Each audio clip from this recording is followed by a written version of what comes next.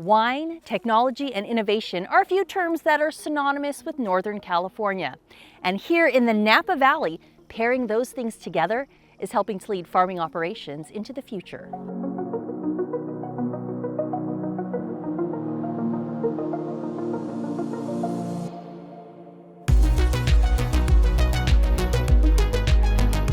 Well, so we're in the heart of Napa Valley in the Oakville AVA at what we call the Gamble Ranch. So it's the center of operations for Treasury Wine Estates near our vineyard shop and surrounded by just beautiful vineyards as far as the eye can see. Treasury is one of the largest luxury winemakers in the world. So we have an amazing set of properties here in Napa, but also down in the Central Coast through Monterey County and San Luis Obispo County. Treasury Wine Estates is a global leader in the wine space, who are also set on advancing the industry when it comes to sustainability. Technology has always been a central part of our philosophy about farming. Knowing more about how you grow grapes and how that flavor impacts the wines, all the way through to how we can bottle efficiently and get that kind of sense of the properties that we have, that we're lucky enough to work with, through to the consumer. And so I think from day one, we were there getting advanced weather stations or soil monitoring equipment or satellite imagery to help us with our farming. And this is just a natural extension of that. For at least the past decade, they've been pursuing ambitious goals with autonomy, AI, and renewable energy. We have a whole host of different platforms we're working with, and what I love about that is the way that helps us integrate with our sustainability goals and push further on everything from how we can be more efficient with the fuel we use, how we can have a lighter footprint on the ground when we're driving up and down those vineyard rows with lighter equipment, to how we can start using some of those smarts on those platforms like cameras and sensors to do a better job of the job we were already doing, but we can do it faster and with a lighter footprint.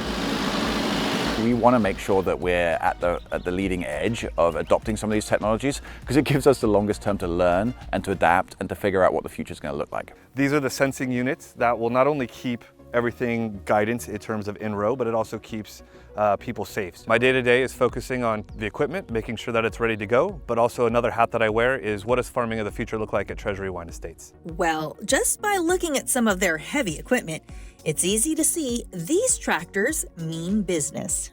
We know that if we don't get ahead of the curve, we're going to be left behind.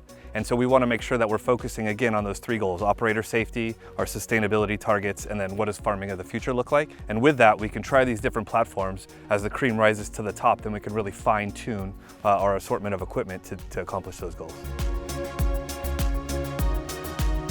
We have behind us the Robotics Plus sprayer. Right now it's a single-use platform, but the roadmap shows that it will be a multi-use platform, focusing on spraying now, but we'll be able to do other tasks in the future with that, whether it's irrigation, weather management, crop and harvest management as well. And let's not ignore the fact that these vehicles can be remotely operated. Nobody is behind the wheel.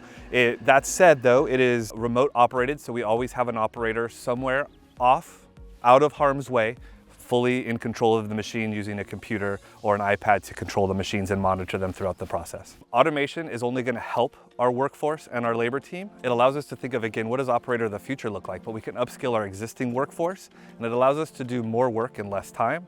So there is always something to be done on the vineyard at any given point.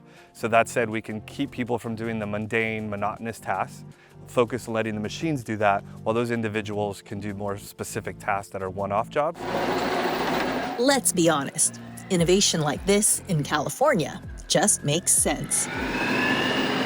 You just have to look around to see where we get to play with this stuff. But at the same time, there's a responsibility.